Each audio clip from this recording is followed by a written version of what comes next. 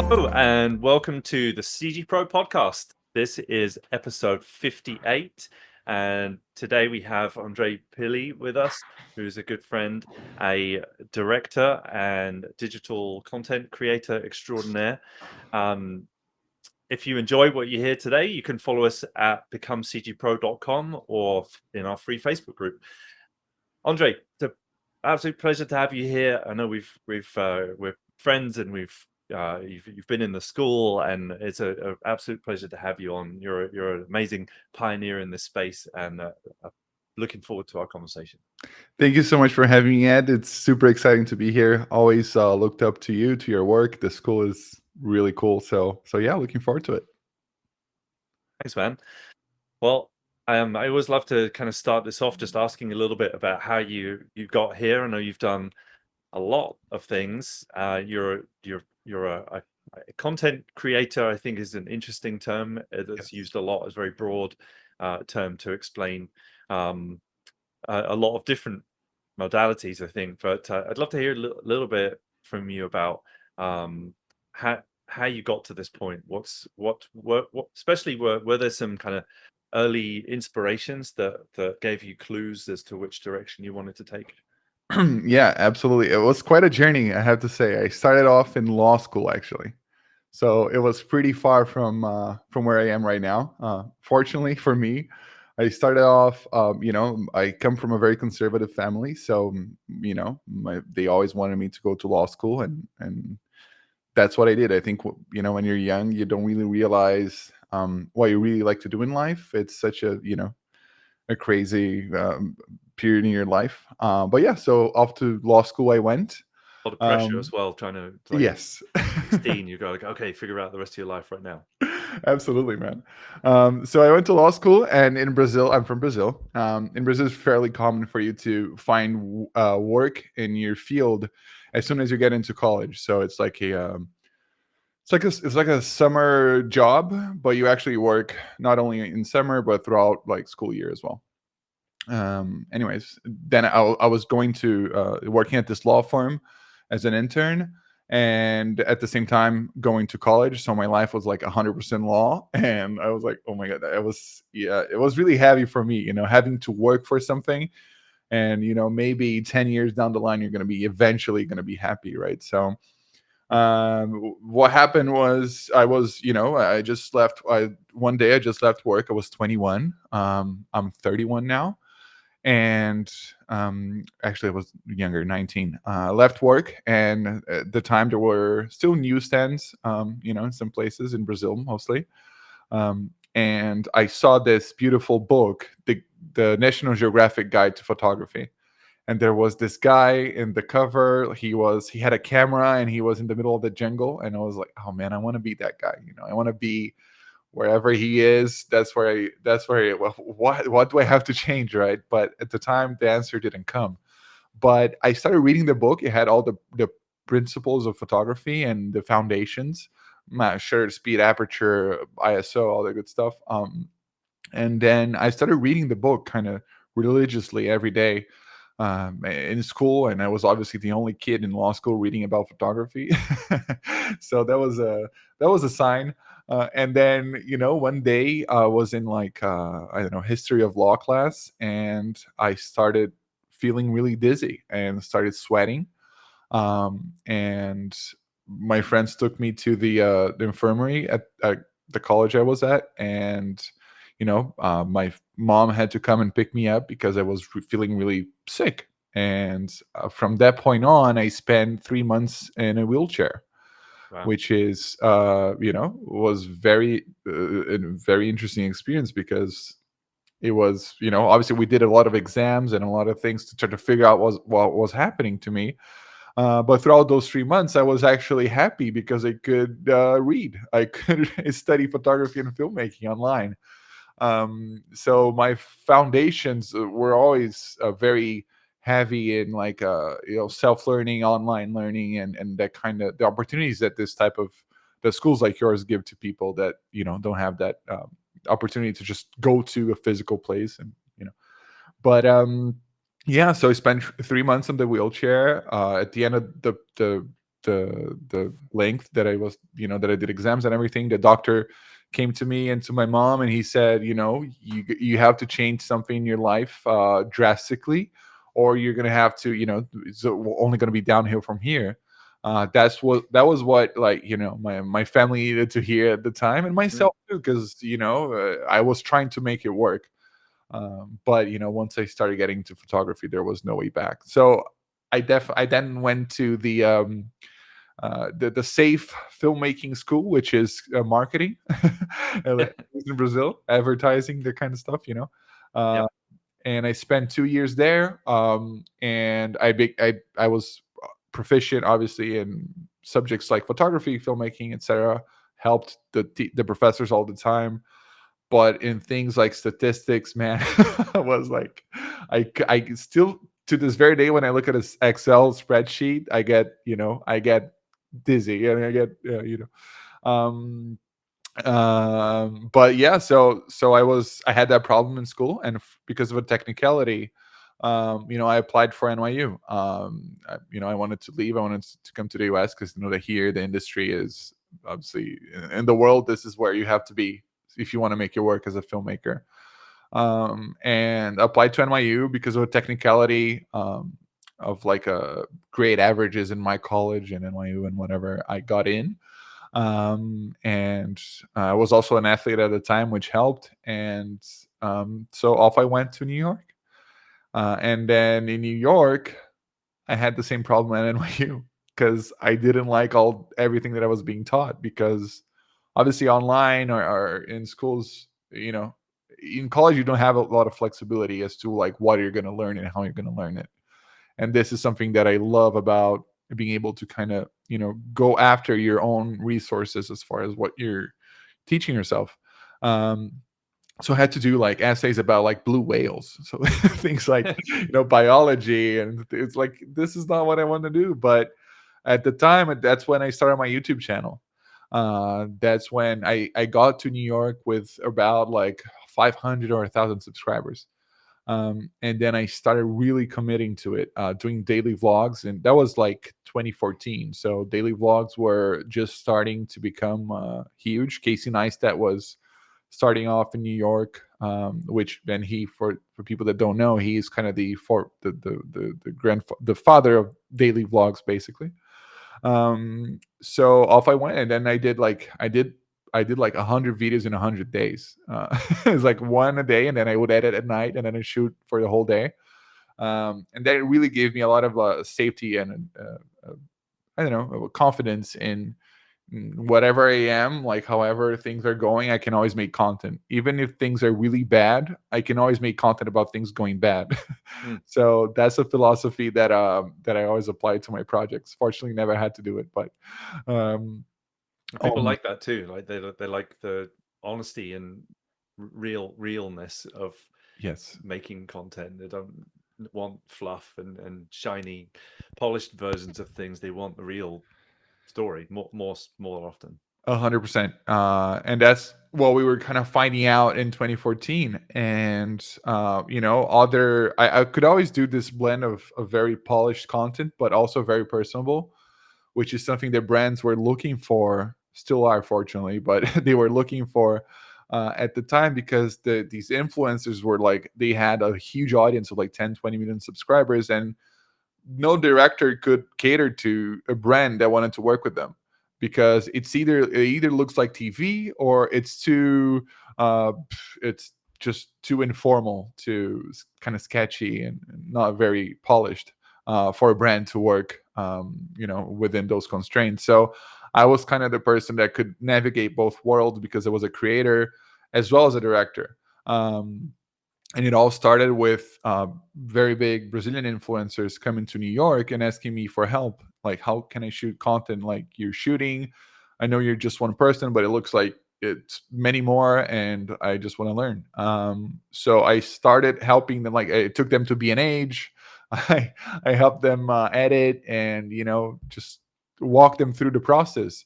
And in exchange, they shot videos with me. And I remember one day I shot a video with one creator that had 10 million subscribers, and I had I don't know, 2,000 at the time, and I got 100,000 subscribers in 2 weeks Wow. in 2015, which is very crazy. And Affiliate marketing. yes, Yeah. that's what it was. And also, we can talk about eventually the downside of all that, adrenaline.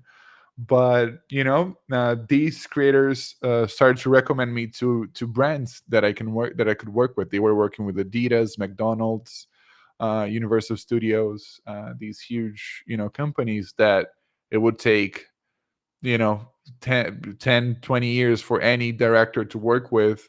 Like, my first paid job was for Adidas, and I think I found a way in that was like from the side door or whatever.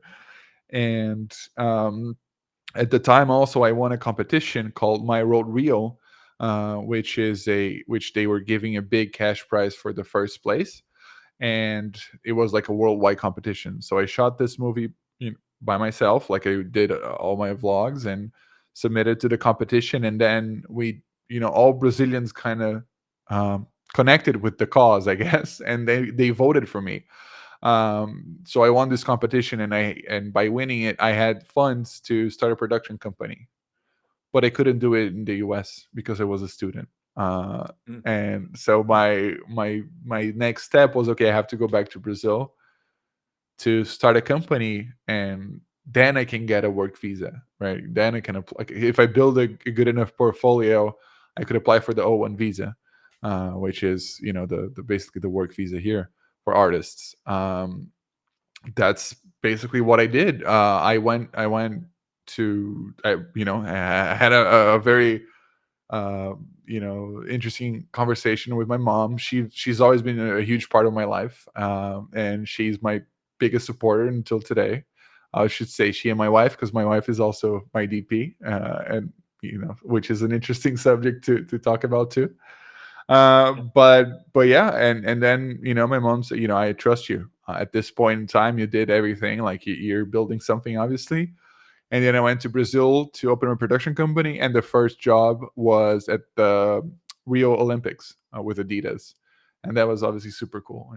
And yeah, and then that's, I would say, that's the first stage of my career. If you have, obviously, I can go into the second one, and which leads me to today. But yeah. Very cool. Yeah, and there's a lot to unpack there, but I think really the big takeaway from me is the following your your sense of your own purpose and doing what's right for you and seeing where it goes. The I think it's very hard to figure out what you want to do, and it also changes throughout your life as well. Yeah, absolutely. I think for me, it is so instinct based. At a time, you don't have any instincts. But for me, whenever I until this very day, like, I'm very driven by the fact, when I see someone that is unhappy in their lives, I'm very driven to give them the opportunity that they need and trust them. I don't feel that young people are trusted enough nowadays, and there's so much raw talent, and you don't need like years of experience or a huge resume. It's a lot about the connection you have to the person, and the willingness that this person has to improve, and the capacity that they have to teach themselves through schools, through online learning, and everything. And today the whole system is structured so that self learners and people that learn independently and through online schools and everything, they can succeed more than if they go through college, at least in our field, I would say. The real proof is in showing evidence that you're able to do something as opposed to qualifications necessarily. Yes, precisely. But yeah, so then I went to Brazil, and in Brazil I just started, continued creating content, and I started to leverage this relationship with brands, in a way that could benefit my portfolio. So, and there was these like crazy opportunities. I remember being in the home of a friend of mine that was a big content creator, and he was doing a video for McDonald's. Like, McDonald's paid for like a sponsored video of his, and there was no one helping him. There was no one helping him shoot. And I was like, man, let me help you. But he's like, how much? Having McDonald's on my website, that is all the payment that I can need at that point in my life, at least, right? Because I was just starting off and having these big brands, work, and then so I started helping him with content for McDonald's, and then Universal Studios saw it, um, and they that was like the biggest project that I did at the start of my career, because it was like a 2 month long project of daily vlogs that would promote a feature film that this his name is Christian, that his that this my friend was he was a there was this feature film inspired by his life, and he was acting in it. And Universal Studios was doing the film, and they, what kind of marketing campaign we can do, and a daily vlog. So that's what we did. But that's kind of how things started moving, until I had this opportunity that really changed my life. And I had this agency represent me, and Jaguar at the time they were lending sports cars to influencers for like 2 Instagram posts in Brazil. And I was like, that's nice. I wish, I want to have a, I want to, yeah, Jaguar. Yeah. I want to drive an F Type for a weekend. That would be cool. I was always a huge fan of Top Gear, the car show. Oh, cool. And there's this episode where they race a Bugatti and a jet, like a military jet. I remember that one. That inspired me a lot. So I was like, okay, I have this Jaguar for a weekend. What can I do? What can I do, man, with this that will really be interesting? And I had find a jet. Well, in Brazil, third world country, you do what you can. So it was more than good enough. A friend of mine, he had a YouTube channel and flew helicopters. Oh, cool. So I reached out to him, and he was like, yeah, sure. Well, I'll do this in exchange for huh? Yeah, I'll race you. And he loved cars too. I'll race you, and then in exchange for the a link of of his channel in the comment section of the Jaguar video, he showed up with the helicopter.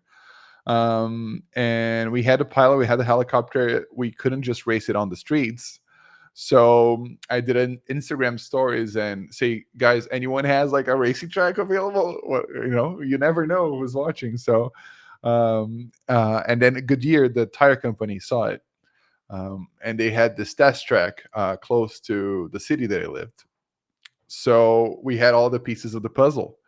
And this all happened in 3 days. I had no idea what was a script at the time. Like, no, it was like just bullet points for me. Never done a production anywhere close, anywhere close to this. And the only money that I had was about like $80 to fill up the tank with gas, with like premium gas at the time, because it was a sports car. So yeah, off we went to the test track. But the thing is, I had to pass the test if I were to drive the car, because I never even knew the concept of if stunt driver existed. So, and obviously I wanted to drive the car because that would be super cool. I was just like, I want to race the helicopter myself. And that's the thing about that's the thing about like social media. It puts you in places you never expect, which is super interesting. But yeah, so then you passed the test. I passed the test, fortunately. And then I raced the helicopter. Obviously the Jaguar won for marketing purposes, but also in real life, because like the top speed of the helicopter is obviously higher, but at 0 to 100, 0 to 60 actually is yeah. But so that was super interesting. And then Jaguar they were expecting 2 photos on my Instagram too. And I said, hey guys, I did something different. And I sent it to them. I did the photos too, if you guys want them, but here's the video. And then the marketing manager saw it, and she was like, what happened? Like, how did this is like, there were no Mr. Beast. There was no Mr. Beast at the time. No one doing any type of like more elaborate production. And they were like, they were in shock. And then they sent it to the headquarters in the UK. The CEO saw it. He's like friends with the Queen and Sir whatever. And and then it was super interesting because he said, listen, this is the future of the company, and I'd like to buy this to be an ad that would play worldwide, that is going to be played all around the world. And it was, wow, that's crazy. And obviously, like the licensing fee wasn't that high for a production of that, scope. It wouldn't pay the production, but it paid for the licensing of the content, and also again building the portfolio. Right, it's like that case study that will, help me get into any kind of agency. Yeah, Um, but get it in so front of more eyeballs through yes, that channel as well as your own. Yeah. precisely. And if you guys type in on YouTube, Jaguar versus helicopter, I think, yeah, I'll be there. So, so yeah. And then, after this, I started building my, I really invested in my portfolio and everything. And, met my now wife, who started off as my DP, and she's still the DP of everything that I do. And then we applied for the O1 and on O2 visa to come to LA, and I would say that's the third stage. But yeah, there's a lot to unpack as always. Yeah. Well, Yeah. it's really cool. Yeah, I mean, my own journey into computer graphics was, I thought I wanted to be a filmmaker, and I ended up in commercials initially too, because I really wanted a lot more variety and exposure, and wanted to be more of a generalist at the start there, and film was a bit too specialist for me. But commercials really ended up being a great place to play, because they're mini films, and they're telling a story, and you go through all the processes, different output. So I think it's really interesting what you're bringing up, because the world of marketing is changing. It's going a lot towards the influencer and away from the maybe. I mean, it still includes big ad agencies doing campaigns, but influencer marketing is huge now, and it's allowing people to have this kind of life where you can make content, grow a following, and then be able to do things for brands. What if you're an aspiring content creator these days? What would you recommend to people to start? Where to start? Yeah, I think obviously there's always the typical just start, kind of mindset for content creation, and that thing of like being a self-started and self-motivated is very, very important. I think it's essential. Um, it's something that is going to drive you, regardless of you wanting it or not. It's kind of, I have to do this. And if people from the outside, a lot of times they're not going to see why you're doing it. You're only going to be the one knowing why you're doing things until other people start seeing the results of what you're doing. So having that mentality is super important. And people that have it, they already know they have it. It's not a question of, oh, should I, would I? It's like they just go and do it. And obviously there's always the opportunity to just go and test it out too, which is the beauty of content creation. There's no, and that's the contrast with the film industry, right? There's no gatekeeping in content. The only gate being kept is yours, or your own. Like, you have to open it and get in, but it's like the key is in your hands. And as opposed to like the film industry, which is something that I'm starting to navigate at a higher level for the first time in my life now. It is completely different. But as far as content making, it really is about you having that knowledge about yourself and what you really, really, really like in life. And a good lead for me was always like, okay, when you get home or when you stop doing something you don't want to do, what do you go do after that? What is your, to relax? And that's also a problem, because then you can't relax anymore, because that thing is not yours anymore to relax. But yeah, that's basically the idea. So essentially, focusing on what you want to make, and what you're passionate about. Not people often ask me this about computer graphics as well, in terms of making reels, or getting into certain industries. Is what should I do? There's a lot of should about people's kind of career path, at least from what I hear. And what I usually say is, as well, as to lean into what you love, and Yeah. focus on that, because that's what will have you do it in your spare time. It sounds like the same thing in your experience. Is that Yeah. right? The thing you think it's too good to be true, if you can make a living out of it, usually that's it. Which is hard, but yeah. Yeah, and there's lots of should, and you had a lot of should as well in your own experience. You were supposed to be a lawyer, and I'm sure that was interesting. What was that like for dealing with your parents and Yeah. wanting you to be a lawyer and trying to be an artist? Yeah, I mean, for me, it was an interesting transition because obviously, like when you're growing up, your parents are such a huge force in your life, and the idea is that they will continue to be as you grow older, and they never lose that kind. You never lose the connection with them. But also, it was an interesting transition because my mother, she wanted to be an artist. She wanted to be an architect, but she found that in her life, for things to work, she needed to run a business, like a really like a more traditional kind of business, so she had to make that choice. And I think for me, instinctively, that's what happened at first. No, you have to do it too. You have to, like, be do a work on a real job. But today, I think I became her artistic outlet too, which is very cathartic in a way. And that's kind of how things turn out in life. I think I never, I have planned one day. I hope to have kids. I don't have any kids right now, but it is interesting to think about them in this sense. Like, they're gonna live things that I hope I have lived.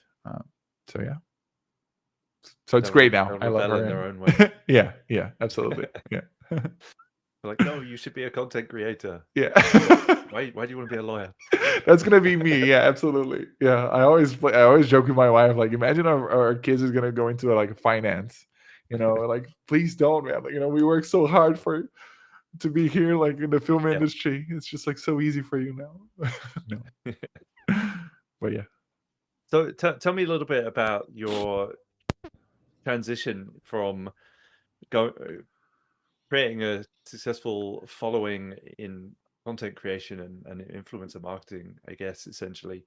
How, where did your own those were your own creative endeavors, so yeah. I guess you were making your own films. By doing Mhm. that, you were creating your own films. Tell me about how it started to transition into wanting to move more into, I guess, professional film or longer format. For me, I think it was always an illusion that I knew how to tell a story. In content creation and YouTube, there is this. You're always motivated by the spectacle. People are going to comment on it. You're going to be praised by, intense music and beautiful, whatever that means, images. But so there's this kind of surface. It's always on the surface level. It's rare. There are very rare content creators that actually tell a story, and they always, throw the word out there. Oh, storytelling. I'm telling a story, but there's no real sense of progression, and there's no structure inside most types of content. So the person that really pushed me towards that direction was my wife, because she came from a more traditional film background. She went to film school, and she's always been very passionate about the classics and everything. And me as a content creator, like, my references like are God of War and The Last of Us. Like, that's the type of story that I connect with. It's not like the Kurosawa or Hitchcock and those. Obviously, I watch them because it's like homework, but it's not. I don't connect with them as I connect with, like, digital entertainment, interactive entertainment, or any modern contemporary movies. But the thing for me was always, that transition. Now it's like, okay, I did like, and I think the thing that really consolidated this shift in me was my first short film, which is, They Come From the Sky, and I shot it last year. And throughout the process of the film, I went through a series of emotional breakdowns, and it was extremely hard for me. But at the same time, Anna, she kept me kind of centered, because the thing about being a creative, that is in a leadership position, is there is not a lot. Obviously, like, your instincts play a huge role as to your direction, but you always have to know how to explain every decision.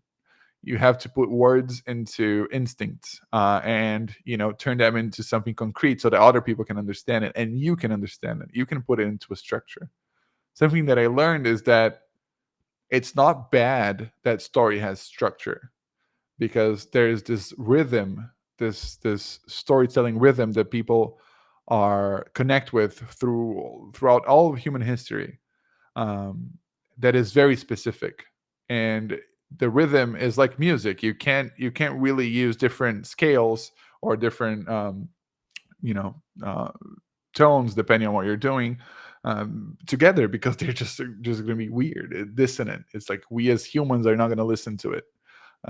So this is kind of how I learned about story, because I was so weird about so scared about like my stories being a formula, and oh man, everyone already did this once. But the beauty is like in innovating with the formula, because that is what is going to make people listen to your story. So that's kind of what I learned with that process. And I remember a few weeks before we shot the short film, which was extremely challenging. We can go into it, but my wife came to me and said, "You have no idea what the story is about." I remember we sitting at the dinner table, working on the script, on the shot list and everything. And she was like, "You have no clue. You go do whatever you have to do, but you have to think about what this is about, because this is not it." And that's basically like my first step into the more storytelling film industry, I'd say. That's cool. It's probably a frustrating moment. Know what you wanted to hear. I'm Yes. sure I gone through pre-production on things, and so like I don't get it. I'm like, you should get it. Yeah, absolutely. But really, the reality there is that stories are about that. They're not just being told for their own sake. They're being told for a reason. It's communication, right? Yes, It's really education is what it really boils down to. You're trying to teach something through story. That's what storytelling has always been for.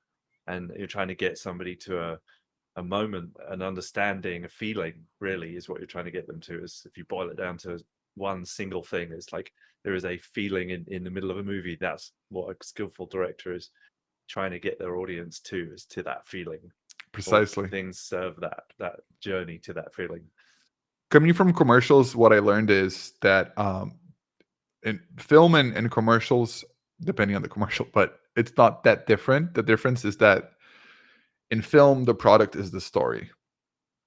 So that's what you have to work on. That's what you have to sell. And selling is teaching. So yeah, totally agree. Marketing is storytelling and education, the same thing, really. I think that's when I started to almost like marketing, Yeah. where I thought I hated it previously. I was like, it's really storytelling and education, and as long as you're doing it genuinely and you're doing it because in something you believe in, and you're trying to produce for the world that you think is beneficial to the world. So tell us about the short film. Yeah. So the I was always very always connected with the themes of technology and nature, because oftentimes they're portrayed as contrary to each other. And it was a love that started with me, growing up on the city, as well as on in nature. Like I lived in a big city in Brazil, but also on the weekends I always went to um, the forest and the jungle and everything, to kind of spend my weekends there with my family. So I always loved technology growing up. I remember, like, I was very big nerd at school and very isolated. I remember my Game Boy being my best friend, really growing up in games. And technology in general, it was always with me. So I was like, why does it have to be contrary to nature? It makes no sense whatsoever. And because I and then today, obviously, the climate is very delicate around AI and technology and everything. But I do feel that I am a big how can I say this? Like I am a big fan of the potential that AI has for civilization, and that is not something a very popular opinion, but I would say that anything that can consolidate a perspective and a point of view that is mathematically better for the environment and the world has a space, has a positive space in society. So, anyways, there are experiments with technology and nature that I've always felt really connected to.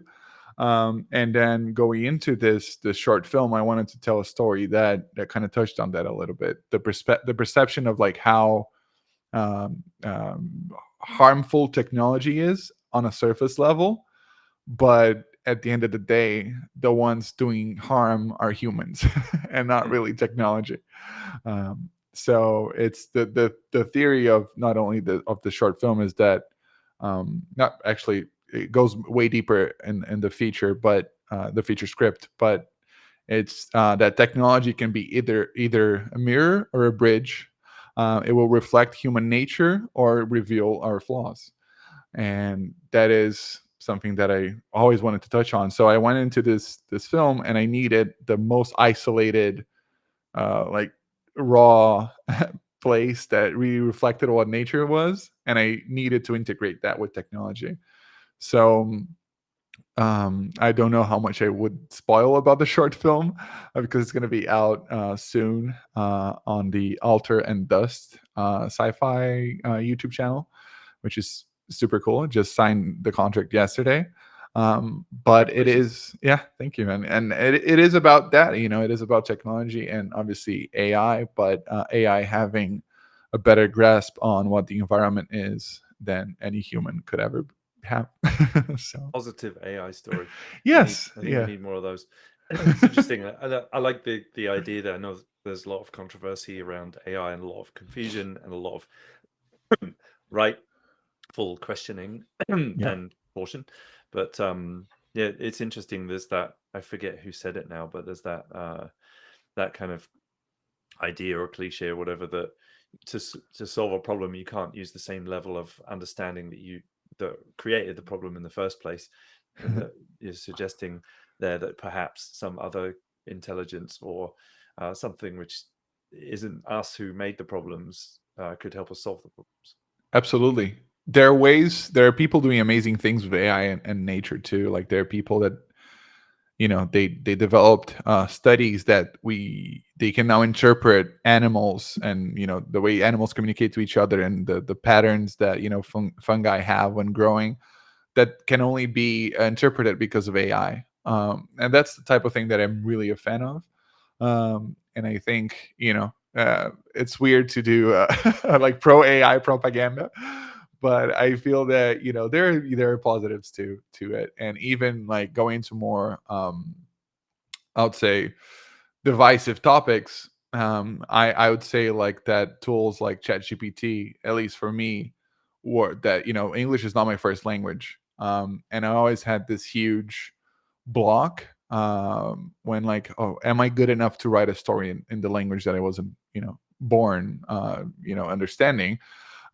And whenever I write, when I'm at the end of my feature script now, and I'm writing, and I've always have conversations with ChatGPT to understand like, so is this how an American would write it? Is this how a proficient screenwriter would write it? So it's always a dialogue between me and AI, not only ChatGPT, there's other AI too. And that really I think helped me bring this story to life. And maybe if I you know uh, as a Portuguese speaking person, I there are other stories from around the world that can be brought to life because of this technology now, not Mm. because it's going to write the script for you, but because it will give you the confidence to put your work out there, because it is a very safe kind of perspective that you have on your work. You're not giving it to an executive, and then the executive says, "No, this is the worst thing ever." You're not even like you're not native while you're writing a script. Mm. Anyway, so this has been positive for me. That's cool. Yeah. So essentially, it's like you're saying that the power, it has that other power to be able to help cross-cultural Yes, storytelling. yes, yeah. I'd say so. I'd say that's the biggest power. But obviously, like there are people that make a living screenwriting. Hopefully, I'll be that one of the things of my work is going to be that one day. And it is very scary to have something that can take your job, but it's nowhere near that point yet. Obviously it can get there, so that's why it's scary, and there are assurances that need to be made, that but at the same time it gives a lot of opportunities to people like me, Mm. so I'm thankful. Right. It's also empowering to be able to get some of the things out of the way, essentially. And Yeah, same on the digital side. There's lots of things that in visual effects that are very time consuming and stop independent film makers from using visual effects. absolutely. And if you look into procedural technology in Unreal, like the Mm. latest updates, for instance, I think it's a version of that. It's something that for me Unreal has been such an interesting tool to use to it's like we were talking about, right? If you're creative, you always have to learn to know how to put words into your intuition, like to define what you're feeling and what you're going to say, and Unreal Engine has really helped me. So when we were doing our classes and everything, for me it was such an amazing experience, because like it's so intuitive. It's like it reminds me a little bit of playing The Sims way back when, but on a much different level. But it is also like that was the foundation for me to create new worlds and everything, and Unreal and Blender too. Mm. It has been they're great tools for me to showcase my vision, not only to productions that I'm already involved with, but also to investors, which is a big part of this whole thing, right? Right. Helping you to pitch your idea without necessarily doing what people have always had to do, which is to go out and employ an expensive team of people to realize your pre-production. To get to that stage, you can actually have more agency in it yourself. Absolutely. And it's interesting that you say this, because I've worked with concept artists on a few pitches before, and there's no bigger joy. His name is Nick Stath. He's doing some very interesting things today. And there's a huge joy in collaborating with another human and creating something out of nothing.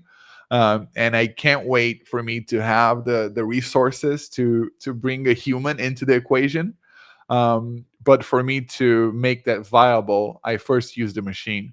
So the machine is a step in the process for me to get to hire humans when I can, when I get the finances. But it is a very low cost, and it will eventually, in this instant at least, allow me to eventually work with artists, and then they can use AI, they can use whatever they want. But um, I think there's something in a collaboration between two humans that is very hard to emulate in any other place. And there's also that for me that um, term AI was used to describe machine learning at Yeah, this point largely, which yeah, is not really intelligent. precisely. It's not that it's not cool or clever or complex in some way, but it's not really, it's not a person. It's not inventing something. It's really doing something that is the only thing that it can do.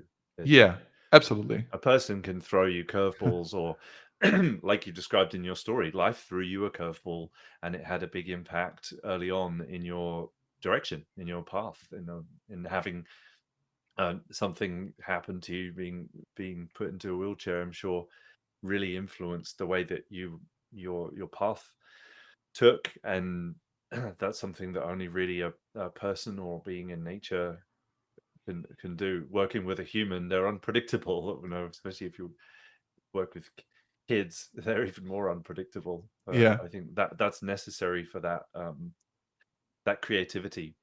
absolutely. And I have worked with. It's funny that I say kids, because I've worked with two kids for this short film, and it was interesting because I made very bad choices on the depending on your perspective, because I chose the rainiest place in the northern continent to shoot, which is Washington. I was going to say it must be Seattle. Yeah. Yeah, yeah, it Yeah. was 4 hours to. It was Olympic National Park, so where they Right. shot Forks, where they shot the oh my god, like the biggest vampire franchise of, of all time. I forgot. I know it in Portuguese, but Edward and those guys, the werewolf. Oh my god, man, what is the name of the movie? Okay, Not Dracula. yeah, not Dracula. It is. There's a. Anyways, okay. But anyway, they shot it there. Twilight. Twilight. Thank you so much. Yes, that's it. Somebody in the chat just said that. I was like, thank you, chat. Yeah. By the way, chat people, feel free to ask questions. We're live, so do throw those in before we wrap. Absolutely. But yeah, sorry, keep going. But yeah, so yeah, I chose kids and rain for the first short film. So because we didn't have the budget to build sets, so I needed the world to be believable, and nature obviously was almost a character in it, and we wouldn't be able to shoot it in a studio. So, and I was very confident in documentary filmmaking and more like run and gun type of thing. So let's go into the most beautiful place we can that will really help sell the nature side of things. My dream was to go to Olympic National Park, but before we went there, we tried Northern California, but it wasn't raw enough. It wasn't just completely in the middle of nowhere. But there, when we were visiting a location, we found two kids. They were the kids from the owner of the location, and they had this allure to them, this gravitational pull, like these wonderful kids. They smile, they're super intelligent. And I talked to their parents. First thing I said to his dad, their dad, actually, it's a girl and a boy, Gemma and Nico, and their dad is Mateo. So Mateo was like showing us around the property, and then Nico was like squatting at the side of the road, barefoot with a bow and an arrow. And in the story, the humans are hunters. And I was like, Mateo, does your kid want to be an actor? Please. And he said, yeah, absolutely. He's very open about the opportunities. Their kid, Nico is 8 and Gemma was 10 at the time. He's very open. And I said, okay, let's bring them both, because they've never acted. And in case one goes wrong, we can, the other one can try. And they traveled with us to Forks, to the national park, and it was Nico. It's funny because the story is about human. Nico's role is a human that hunts androids, but he's a very young kid, so he obviously is not. He has a very like pure perspective on the world. So he's very reluctant about doing it because the androids, they really look and feel like humans. And it was like, I don't want to do this, but he enjoyed. He really hunts in real life. He's a 10-year-old kid that walks barefoot with a bow and arrow and just hunts and gathers and does everything. So when he was playing the character, he was enjoying it so much that I was like, Nico, you can't enjoy this, man. It's like this is not it. And then his sister took, gave it a go, and she did wonderful. But yeah, it was her first time, and that was quite an adventure. Yeah. Wow, that's amazing. Well, yeah, kudos to you for this. What they say, don't work with children or animals. So yes, kudos to you for doing that early on. And when I know that there's the short film about to come out.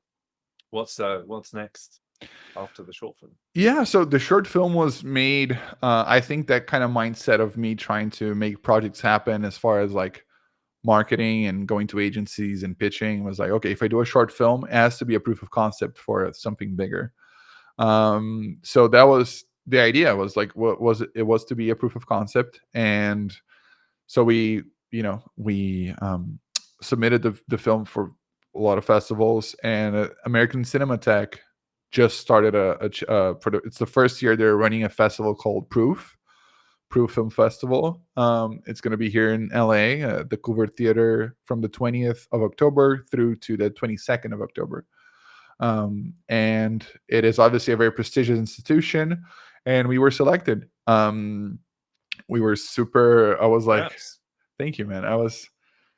Man, it was quite a journey until, because it takes so long for you to know if what you're doing is right or wrong. When you look back, it's all, oh yeah, it makes sense. But looking forward, you never know what's going to happen. And that was kind of a strong kind of yes towards my decisions. anyways, and then this is a festival where executives and the jury and everyone is very keen on turning those projects into features. And the idea of the festival is very interesting. You play your short film, and then right after it, you have like a 1 minute and 30-second mini pitch, basically. Um, and the interesting thing about this pitch is that it's video, and I have over 700 videos I made for YouTube. So I am very comfortable with presenting ideas on online. This gave me an edge that I wasn't expecting to on the film industry. So I did the pitch. I did obviously the short film it was selected and ready. It's going to be playing on the 20th. It's going to be opening the festival, and I'm super excited. And also I had to um, have a plan for the feature film, for the feature, right? So never wrote a script before in my life, and that was early this year when I met with this producer, Sam. We were always talking about doing something together. He went to a few sets of mine, and he was like, "Okay, let's." He saw the short film, and I'll help you make this happen. And he's done big projects and everything, so I was very thankful for that. And that was like February, so I never wrote a script in my life, and I knew that the story I had to write it if I wanted to make it happen. um, and I googled first thing when I got home was like, okay, how to write a script, and screenwriting mentors. And that's when I had a lot of was very fortunate to find, I would say, three great screenwriter mentors. um, One of them is Don Hewitt, and Donald has worked with Miyazaki in Spirited Away, and he's a USC professor. So he understood the idea, and having worked with Miyazaki and everything, is like nature is a very proeminent in his work. And we started working on this together throughout the last 8 months, and we were very I know he was a pillar for me to be able to execute this, because he helped me structure the idea. My problem was never having ideas, was always like grounding them. I think as most creative people, it's like, yeah, we can have ideas, but how do you structure them? That's another thing. But yeah, the script is people are reacting very well to the first draft.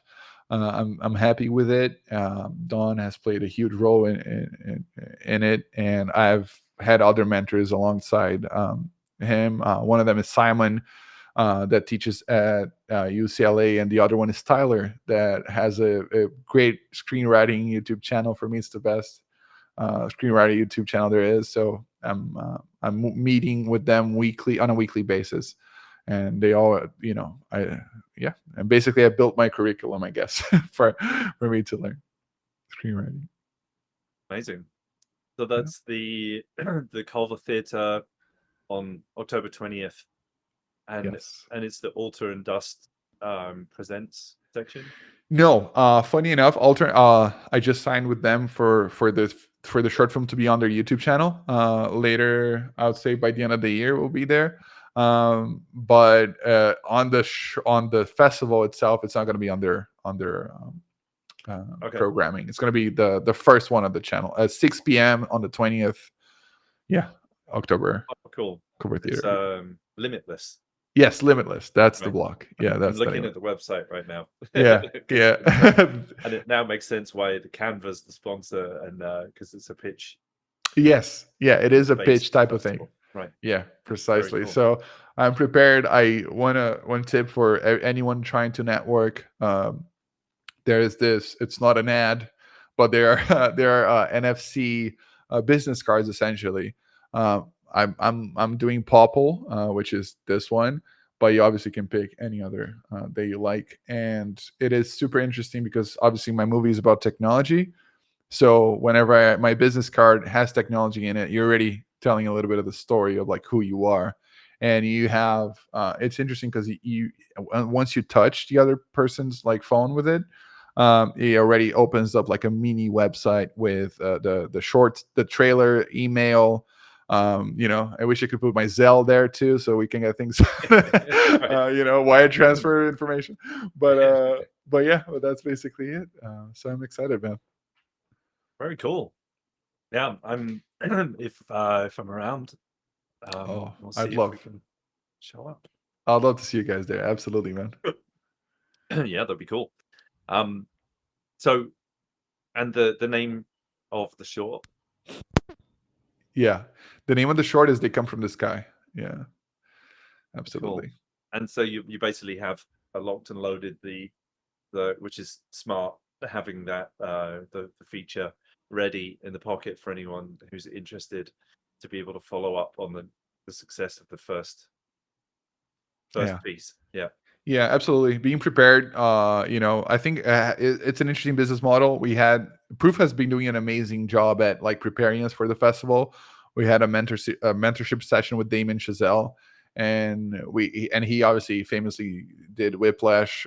Started with a short, and then he did a feature. Oh, that was a short to start Now, with. yeah, it was a short. Yeah, Oh, cool. yeah. Oh, that was a great movie. It was amazing. It was really interesting. And then, we walked through a lot of the details with him of like what to expect in a pitching session and everything. But obviously, like being prepared is everything. Having everything, the script and the idea and the concept, and being able to explain how you're going to produce it.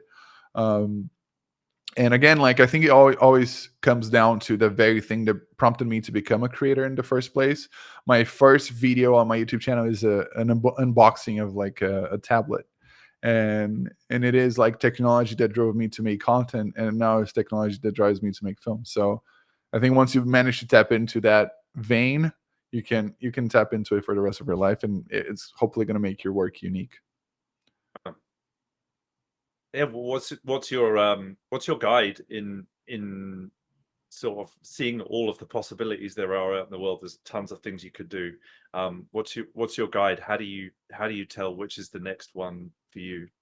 Yeah, I think it's a very it's a very instinctive thing for you to do. It's like for me, it's what inspires me the most, what drives me to want to be closer to that. For Japanese was that for me. Japanese was like I really wanted to be in Japan right now, but I can't because of work and everything. So that was like 4 years ago, and then what's the next best thing that I can do is like to learn Japanese, to feel closer to it, Yeah, feel closer to whatever you want to be and whatever you want to, whatever inspires you, like look into the paths towards that. If you're, it's like religion, for instance. There are sacred scriptures for every religion. You have, if religion is your inspiration, is like Japan or whatever, you have to find your way into it through knowledge, and hopefully, and experience. yeah, experience. And fortunately, we have the internet today. We have technologies. So You can kind of dabble experientially yes, easier than we used to have to. It's very hard to absolutely. go see another country back in Absolutely. a few hundred And years. it can be harmful depending on how you approach it. Like I've done sometimes, like one of the things that I have worked on throughout my life was like starting and stopping things. Like I've done bowling classes, I've done like table tennis classes, the most weird classes ever, which is positive, trying different things. But it's also important to kind of monitor yourself as to like, okay, I have to stick to some things, otherwise the results are not going to be there. Depending on the results you want, obviously, if you want to try 100 things, if that's your goal, go for it. But it's always something that is on my mind. Is there a feeling that could sum it up, like when you're feeling an idea? Mm. That's a good question, man. For me, it's like I think everyone has their own this need to express things that is as important as like breathing or any vital thing that you do on a day-to-day basis. For a director, what I have learned is it's not one single paintbrush. We need to be painting with like 10 paintbrushes at the same time, but obviously we're not as proficient within these lanes. But for me, this is like the my expression in life. It's like it gives me the most joy. Like there is nothing that gives me more happiness than being able to express myself artistically through directing something. The feeling, man. The Joy. feeling. Yes, joy. That's Where what you it feel is. joy. Yes. Well, I feel like in that idea that that's a tremendous takeaway. Go follow your joy. That's Yes. a great guide. Is there anything else that you would like to share? Any place people can follow your work or find out more about you? Yeah, absolutely. There is my website, Pilli.film, Pilli.film. That is my production company, and I have Andre.Pilli.film. That is more of a personal website, and has my portfolio and everything.